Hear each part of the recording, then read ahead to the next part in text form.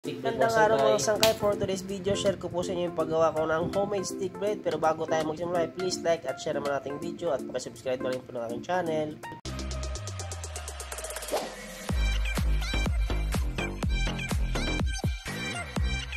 Resipin ng ating stick bread. Unang ingredients natin ay asukal. Sunod ay asin. Next, powder milk. Sunod ay vanilya, pero kung wala kayong vanilya ay okay lamang po, kahit walang vanilya. Tubig.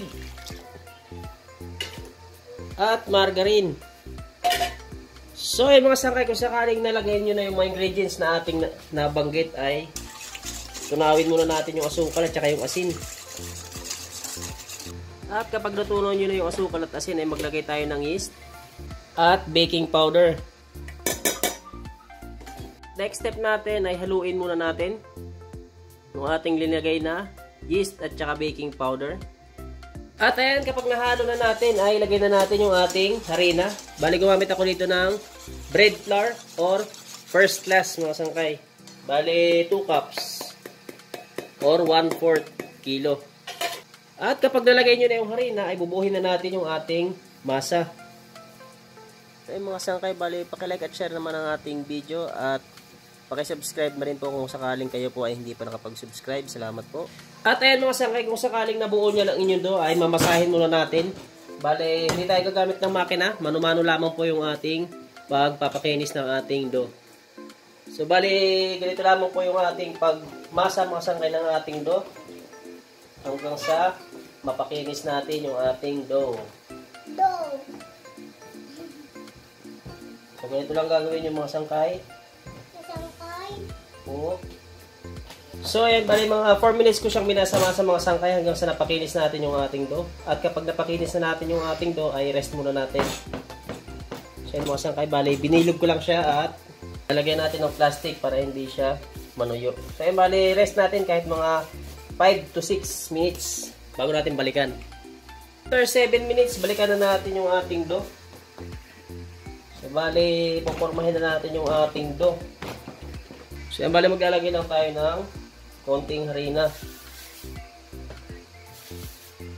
At gagamitan natin ng rolling pin. So, bali, nipisan nyo lamang po mga sangkay ang inyong dough para pag inyo ng na-cut or maporma ang inyong stick bread ay manipis lamang po at mabilis siyang lutuin or matoasted pag inyo nang linuto. Bali, dyan sa part na mga sangkay is ganyan na po yung pagporma ng ating stick bread. Bali, hiwain nyo lamang po sa size na gusto nyo po mga sangkay. Nuulit ko, kung maliit po is mas mabilis po siyang matotoasted. So, bali ating next step mga sangkay is ilalagay na po natin sa ating tray. So, ganyan lamang po yung pagporma ng ating stick bread mga sangkay. Parang ipapagulong mo lamang siya.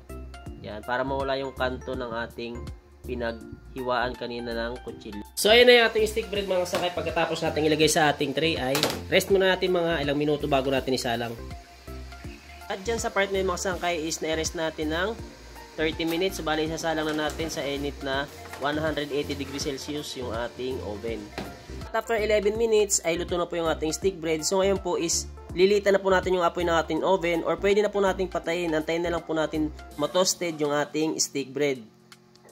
At ito na mga sangkay yung ating stick bread. Bali, hinayaan ko lang muna sa loob ng ating oven habang wala nang apoy yung ating oven mga sangkay hanggang sa matoasted po. So, yun lang mga sangkay.